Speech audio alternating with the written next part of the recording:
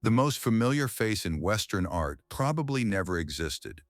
For 2,000 years, Jesus has been depicted countless ways, but modern science and ancient history are now telling us something different. Over 2 billion people follow Jesus. His image appears in hospitals, courts, and homes worldwide. But here's what most people don't realize. The Bible never describes what Jesus looked like, not once. No height, no eye color, no hair description. The gentle blue-eyed Jesus many know today. That's Warner Sallman's 1940 painting. Originally created for a Protestant magazine, it became one of the most reproduced religious images in history, distributed to millions of WWI soldiers. But it's art, not history. So what do we actually know? Let's look at the evidence. Forensic anthropology, ancient texts, and historical context. In 2001, forensic expert Richard Neve created something remarkable for a BBC documentary. He didn't claim to reconstruct Jesus himself. Instead, he used forensic anthropology to show what a typical first-century Galilean man would have looked like. Using skulls from first-century Israel and police-style facial reconstruction techniques, his team built the most scientifically informed face of a Galilean Jew from Jesus' time. The result: olive to brown skin, dark eyes, short curly hair, and a beard. He would have stood around 5'1" to 5'5", average for the time. As an outdoor laborer, his skin would be weathered, his face marked by hard work. Now, it's crucial to understand, Neve never claimed this was Jesus' actual face. He reconstructed a typical Galilean man, but since Jesus was a first-century Galilean Jew, historians consider this a reasonable approximation of what he might have looked like. Compare this to the soft-featured European Jesus. The differences aren't just skin color, they're bone structure, hair texture, facial features. One reflects first-century Middle Eastern reality. The other reflects 20th-century American art. The earliest Christian art tells a different story. In the Roman catacombs from the 2nd–3rd centuries, Jesus appears as a beardless young man with short hair, often indistinguishable from Roman or Syrian figures. He wasn't glowing, he wasn't white. He looked ordinary because early Christians weren't focused on his appearance. Then came the Renaissance. European artists faced a challenge: how to depict Jesus in a way their communities could connect with. So they painted him with European features, not out of malice, but out of cultural familiarity. Here's the thing: every culture depicts religious figures in their own image. Korean churches paint Jesus with Korean features. Ethiopian churches depict him as African. That's natural cultural adaptation. The problem emerged during colonization. When European powers spread across the globe, they didn't just share their faith, they imposed their image of Jesus as the correct one. Historians note that white Jesus imagery became intertwined with colonial power structures. If God looks like the colonizer, then the colonizer's authority seems divinely sanctioned. This wasn't necessarily intentional theology. It was the unfortunate convergence of religion and empire. In the 19th century, some European scholars promoted a dangerous theory: the Aryan Jesus.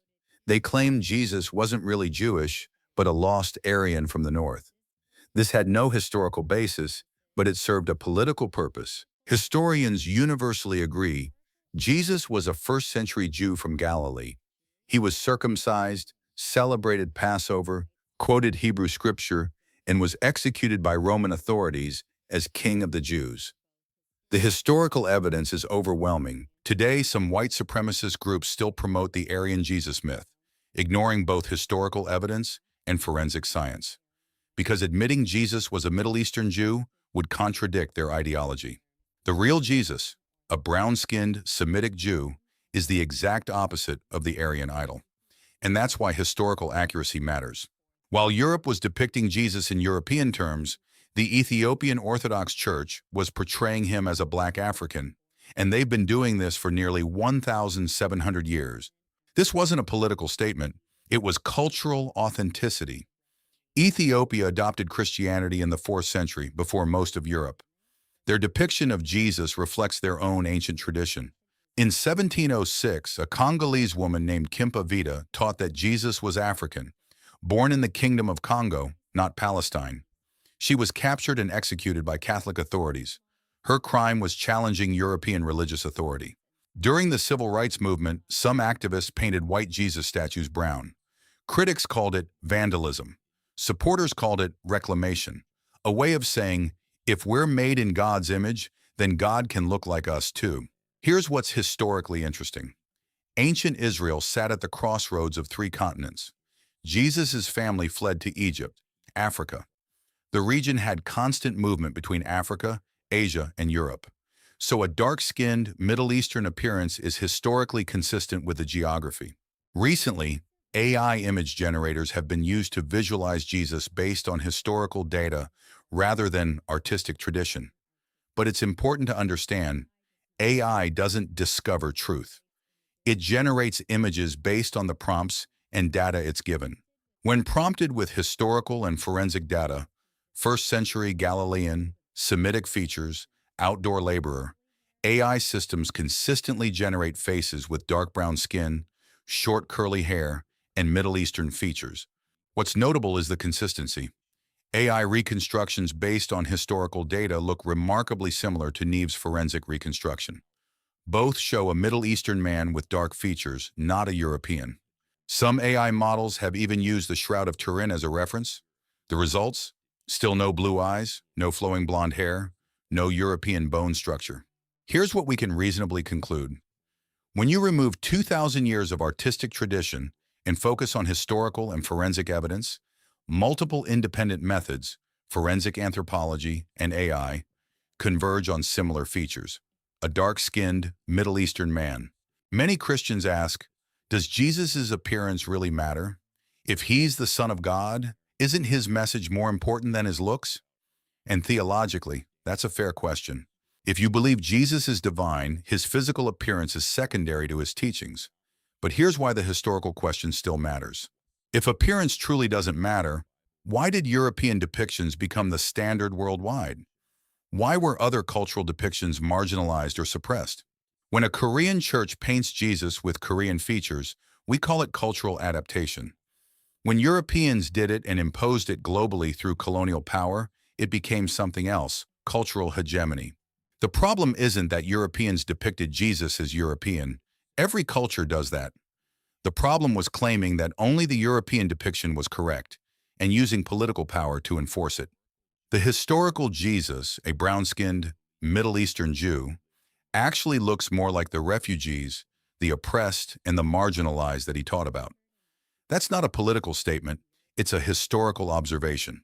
This isn't about tearing down faith, it's about aligning our understanding with historical evidence. The question isn't, was Jesus white or black? The deeper question is, perhaps the Bible's silence on Jesus' appearance is intentional, allowing every culture, every person, to see themselves reflected in the divine. You don't have to change your faith. You don't have to burn paintings.